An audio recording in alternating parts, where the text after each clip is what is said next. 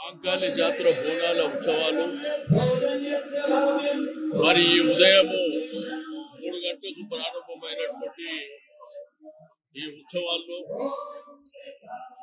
మా ఆడపడుచులు, మా అక్క చెల్లెళ్ళు, మా అమ్మలు పొద్దున్నే 3 గంటల నుంచి బోనాలు అమ్మవారికి సమర్పించుకోవాలనేటువంటి ఉద్దేశంతోనే మరి భారీ ఎత్తున రావడం జరిగింది. ఈ జాతర యొక్క ప్రత్యేకత మనందరికీ తెలిసిందే.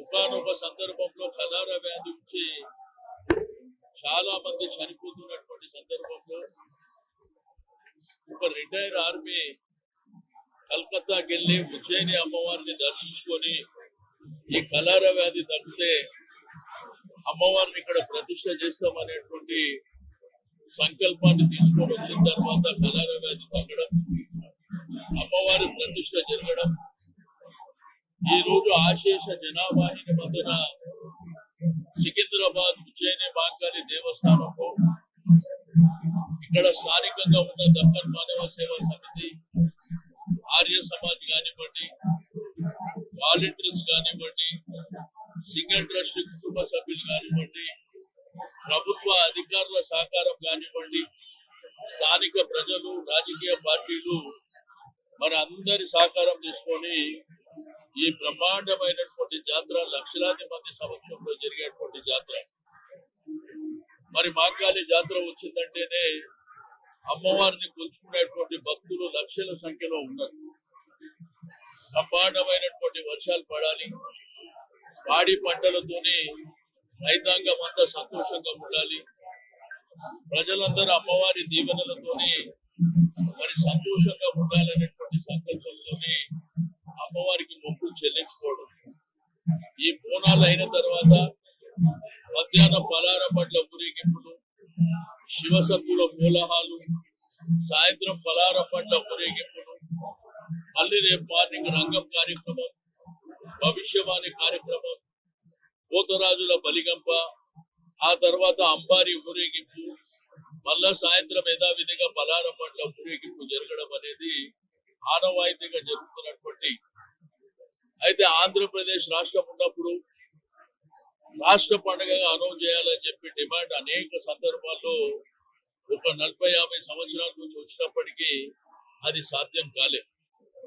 కొత్తగా తెలంగాణ రాష్ట్రం ఏర్పడ్డ తర్వాత 2014లో కేసీఆర్ గారు ముఖ్యమంత్రి అయిన తర్వాత రాష్ట్ర పండుగగా అనౌన్స్ చేసిన తర్వాత ఈ యొక్క జాతర విశిష్టత, ఈ గౌరవం విశ్వవ్యాప్తమైనటువంటి సందర్భం. ఈ రోజు ప్రపంచ దేశాల్లో కూడా తెలుగు వాళ్ళు బోనాల ఉత్సవాలని మరి బ్రహ్మాండంగా జరుపుకుంటున్నారు. దానికి కూడా కారణం మీ మాధ్యమాలే కారణం అని చెప్పి నేను ఈ సందర్భంగా తెలియజేస్తా ఉన్నాను.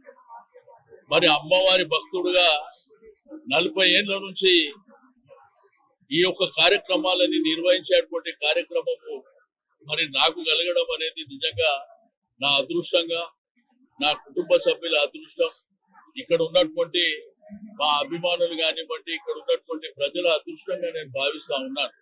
ఏకదాటిగా 40 సంవత్సరాల నుంచి ఈ కార్యక్రమాన్ని ఒంటి చేత్తో మరి నిర్వహిస్తున్నటువంటి సందర్భం. ఆ అమ్మవారి ఆశీస్సులు, నేను అమ్మవారి భక్తుని కాబట్టి ఆ భాగ్యం నాకే కలగడం నిజంగా అదృష్టం అని చెప్పి నేను ఈ సందర్భంగా తెలియజేస్తా ఉన్నాను. మరి బోనాల జాతర వచ్చిందంటేనే ఒక వైపున అమ్మవారు, రెండో వైపున నేను ఉండే విధంగా ఈ కార్యక్రమాన్ని ఆ భుజ స్కంధాలపై వేసుకొని అందరి సహకారం, అందరూ చిన్న పెద్ద, ఇక్కడ రాజకీయాలు లేకుండా రాజకీయాలకు అతీతంగా ఈ యొక్క కార్యక్రమాన్ని నిర్వహించుకోవడం, వచ్చినటువంటి భక్తులకు అమ్మవారి దర్శనం కల్పించడం, ఏర్పాట్లలో లోటుపాట్లు లేకుండా అన్ని జాగ్రత్తలు తీసుకోవడం అనేది మరి మనం ఎన్నో మీటింగ్స్ లో ఏర్పాటు చేసుకొని కోఆర్డినేషన్ చేసుకొని మరి ఇంత పెద్ద జాతర. ఎందుకంటే మనకి మాంకాళి టెంపుల్ దగ్గర ఉండేటువంటి స్థలం తక్కువే, కానీ వచ్చే సంఖ్య లక్షలాది మంది ఈ యొక్క ప్రాంతానికి రావడం. నేను అధికారులకు, వాలంటీర్లకు, ఆర్య సమాజ్, దక్కన్ మానవ సేవా సమితి, రాజకీయ పార్టీలకు, ప్రజలందరికీ శుభాకాంక్షలు తెలియజేస్తా ఉన్నాను. తప్పకుండా అమ్మవారి ఆశీస్సులు ప్రజలందరిపై ఉండాలని చెప్పి నేను ఈ సందర్భంగా తెలియజేస్తా ఉన్నాను. రైతాంగం బాగుండాలి, ప్రజలు బాగుండాలి, ప్రతి ఒక్కరు అమ్మవారి భక్తులు తప్పకుండా సంతోషంగా ఉండాలని